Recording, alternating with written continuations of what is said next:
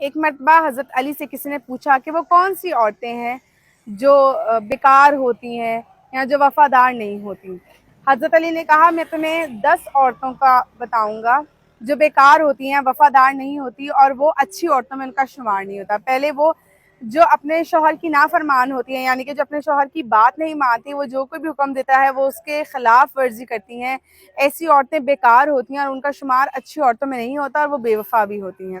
دوسرا، بد زبان عورت جو اپنے شوہر کے آگے زبان درازی کرے، بات بات پر اس کو طعنے دے، ایسی عورت کا شمار بھی بیکار اور ایسی عورتوں میں ہوتا ہے جو وفادار نہیں ہوتی اور اچھی عورتیں نہیں ہوتی۔ تیسرا، وہ عورت جو سب زیادہ بولتی ہو، یعنی کہ حضرت علی نے کہا جو زیادہ بولنے والی عورت ہے اس کا شمار بھی ان عورتوں میں ہوتا ہے جو اچھی عورتیں نہیں ہوتی اور جو وفادار نہیں ہوتی۔ اس کے بعد جو زیادہ چیخ چیخ کے بولتی ہیں، مطلب اتنا اونچی بولتی ہیں یا اتنا اونچی ہنستی ہیں کہ ان کی کہکوں کی آواز، ان کے بولنے کی آواز دوسروں تک جاتی ہے، ایسی عورتیں بھی وفادار عورتیں نہیں ہوتی اور وہ بیکار عورتوں میں ان کا شمار کیا جاتا ہے۔ پانچویں آ گئی وہ عورتیں جو تنگ کپڑے پہنتی ہیں، ان کا شمار بھی اچھی عورت میں نہیں کیا جاتا۔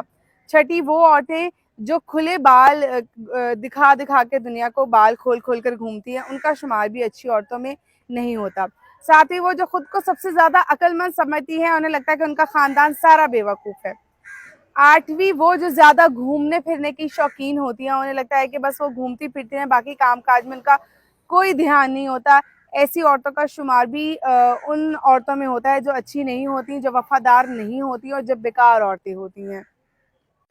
نویں، وہ جن عورتوں کو بہت زیادہ سونے کا شوق ہوتا ہے، وہ صرف سوئی رہتی ہیں اور باقی گھر کے کام کاج کا انہیں کوئی اتا پتہ نہیں ہوتا، ایسی عورتوں کا شمار بھی بیکار قسم کی عورتوں میں ہوتا ہے، یعنی کہ اچھی عورتوں میں نہیں ہوتا۔ 10ویں، وہ جو اپنے خاندان کی صرف برائیاں کرتی رہیں، مطلب بدکاری کرتی رہیں، برا بھلا کہتی رہیں اور چغلی کرتی رہیں، ایک دوسرے میں لڑائی ڈلواتی رہیں، ایسی عورتوں کا شمار بھی اچھی عورتوں میں نہیں ہوتا۔ اس لیے کوشش کیا کریں، یہ ان تمام عورتوں کے لیے ایک پیغام ہے، کوشش کیا کریں کہ اچھی عورت بن کے رہیں۔ یہ دنیا داری کے لیے نہیں ہے کہ آپ دنیا کو دکھاوے کے لیے ایک اچھی عورت بن جائیں، اب اپنے کردار کے لیے، اپنے اللہ کو، اپنا آپ کا جو مالک ہے، رب ہے، اس کو راضی کرنے کے لیے اپنے آپ کو بہترین انسان بنائیں۔ جب آپ بہترین انسان بننے کی کوشش کریں گی تو آٹومیٹکلی آپ بہترین عورت بننے کی طرف بھی اس راہ پر گامزن ہو جائیں گی۔